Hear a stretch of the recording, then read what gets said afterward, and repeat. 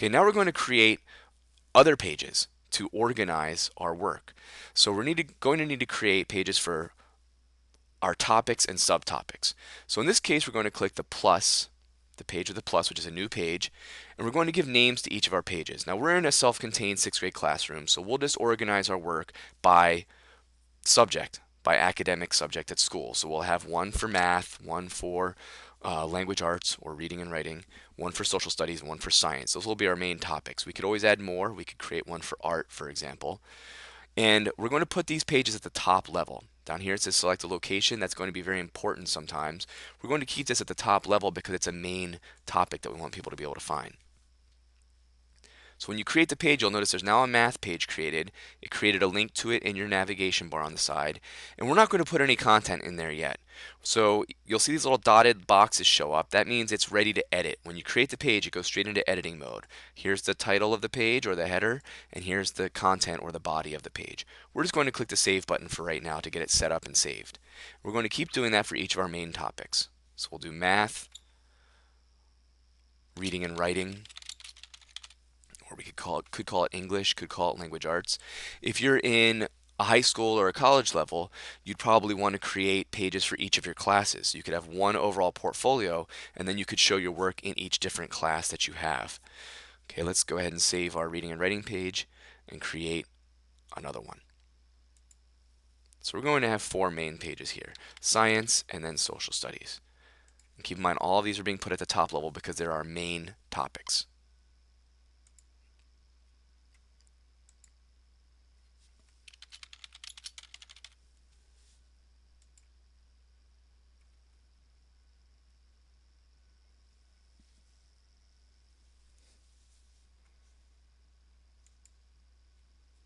Okay, so now we have our basic main topics set up and our About Me or our home page, and you can easily find those by clicking on any of them on the left side, and it will link straight to those pages. Now we're going to talk about how to organize it further. Within each of these topics, we did a lot of different work, so we can't put all of our work on one page. We can't put all of our reading and writing assignments for the whole year on one page.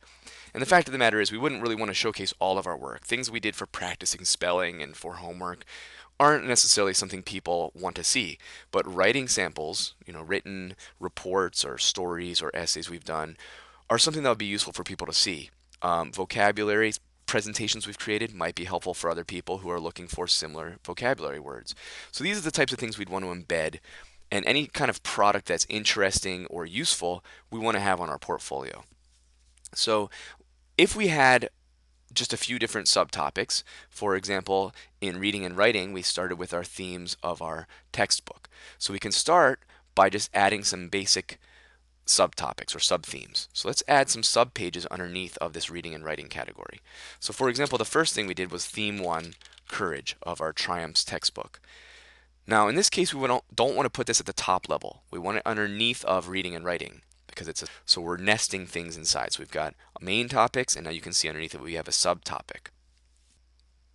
And we'll save that, and for each of your subtopics there, we would create a new subpage. So for example, under social studies, let's click on social studies first, add a page, and it's good to choose your containing page or containing topic first, because then you can put the page right underneath of it. If you don't do that, you'll have a problem. So let's take a look and see what that would look like. Let's say we have ancient Egypt page. And what if we don't change this? I'm going to show you how to fix a mistake. If you accidentally put something at the top level or in the wrong place, you can change its location. See here, I wanted ancient Egypt underneath of social studies, but I accidentally put it at the top level. So how do we change it? Well, we save that page first. And if you make a mistake with the spelling or something drastic that you need to get rid of the page, you can click on the actions and choose delete page to get rid of it. In this case, we just want to move the page right here with move page, and we can choose where we want to move it to. We want it under social studies, so we'll click move, and we'll then put it underneath of the social studies tab, which is where we want it to go. So for each item that you have within that topic, you can keep adding your subtopics. And that's how you organize your work into topics and subtopics. Now, if you try to go even lower, you can keep going and putting pages within pages. For example, we're going to make even more pages under ancient Egypt, but those pages won't show up inside of the social studies folder. And we'll show that in a little bit in a later step as we're adding the content. So that's all for step 1, is organizing your work with different pages you're going to need to break down the things by topic and by related ideas.